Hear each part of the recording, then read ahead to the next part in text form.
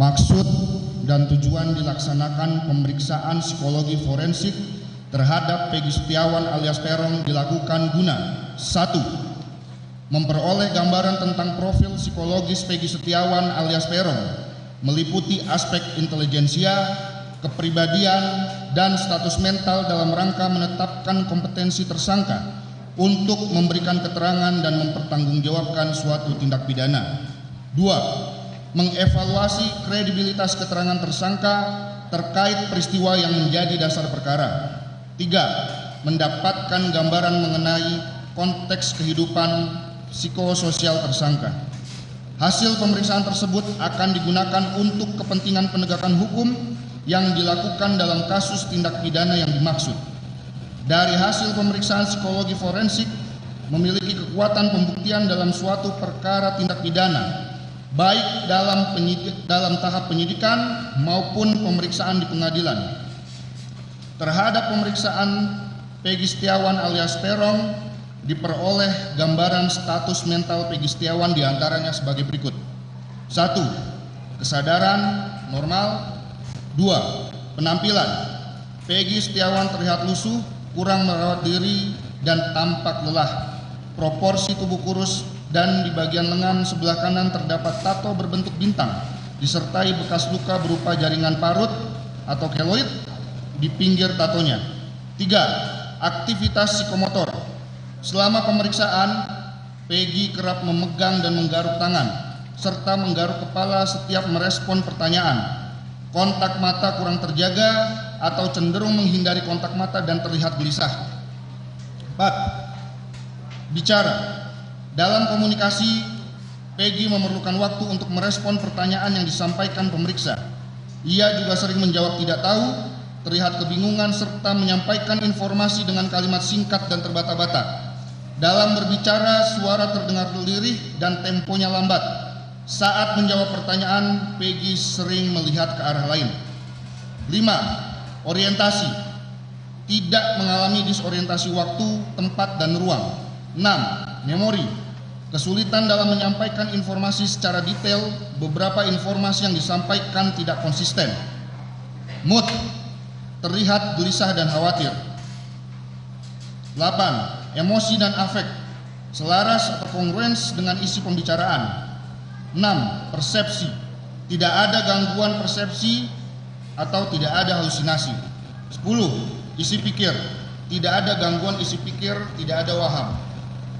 11. Fungsi intelektual.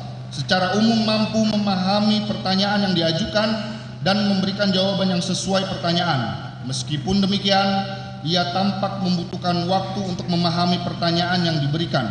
Bahkan seringkali meminta pengulangan instruksi, pertanyaan, serta arahan dan terkesan kurang spontan dalam menjawab. Fungsi intelektual ambang borderline intelligence functioning dengan nilai IQ 78. 12. Tilikan atau insight.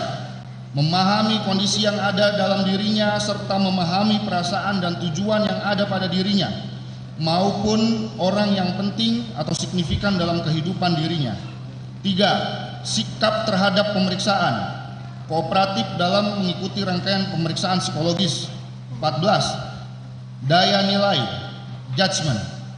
Mampu memiliki tindakan yang memiliki tujuan dan arti yang sesuai yang dapat diterima secara sosial serta tidak ada gangguan daya nilai realitas. Secara umum, status mental Peggy Setiawan relatif memadai. Ia memiliki kompetensi untuk memberikan keterangan. Catatan, keterlibatan Peggy dalam lingkungan pergaulan negatif saat memasuki usia remaja yang ditandai dengan penggunaan alkohol dan penyalahgunaan obat-obatan. Riwayat tingkah laku pelanggaran hukum sejak memasuki usia remaja merupakan faktor resiko yang meningkatkan kerentanan seseorang bertingkah laku yang bermuatan menyimpang. Bahwa dalam diri Peggy Setiawan ada sikap kecenderungan untuk berbohong atau menutupi kejadian yang sebenarnya dan manipulatif karena ditemukan beberapa perbedaan cerita antara Peggy Setiawan dengan ayah kandungnya pada saat ditanyakan tentang peristiwa yang sama di antara keduanya. bahwa ada perilaku menyimpang yang dilakukan oleh saudara Peggy Setiawan dalam pelanggaran hukum, seperti tidak memiliki SIM, menggunakan sepeda motor yang tidak memiliki surat-surat kelengkapan yang lengkap, dan menggunakan obat-obatan terlarang, serta pernah ditangkap di Polsek Gunung Sari Cirebon. Kemudian dari hasil pemeriksaan psikologi forensik terhadap Peggy Setiawan memiliki indikasi untuk melakukan tindak pidana sebagaimana perkara yang dipersangkakan. Namun untuk lebih mengetahui secara mendalam perlu dilakukan pemeriksaan lanjutan. Pada saat saudara Peggy Setiawan ditanyakan secara langsung mengenai peristiwa tersebut di atas, saudara Peggy Setiawan menjawab tidak tahu. Akan tetapi, jika dilakukan pemeriksaan secara kolateral, yaitu dengan data-data yang secara tidak langsung dihubungkan dengan data-data yang lain, seperti pada saat dilakukan tes dengan alat warsau, ada perubahan reaksi emosi. Di saat kami memperlihatkan secara tiba-tiba dan cepat foto korban Eki ataupun Vina, ada sempat terjadi perubahan emosi pada saat melihat foto tersebut, sehingga tergambar adanya indikasi bahwa saudara Peggy Setiawan mengetahui peristiwa tersebut di atas. Akan tetapi untuk lebih mengetahui secara mendalam perlu dilakukan pemeriksaan lanjutan. Bahwa temannya yang bernama Sudirman pada pemeriksaan pertama, saudara Peggy Setiawan tidak mengenalnya.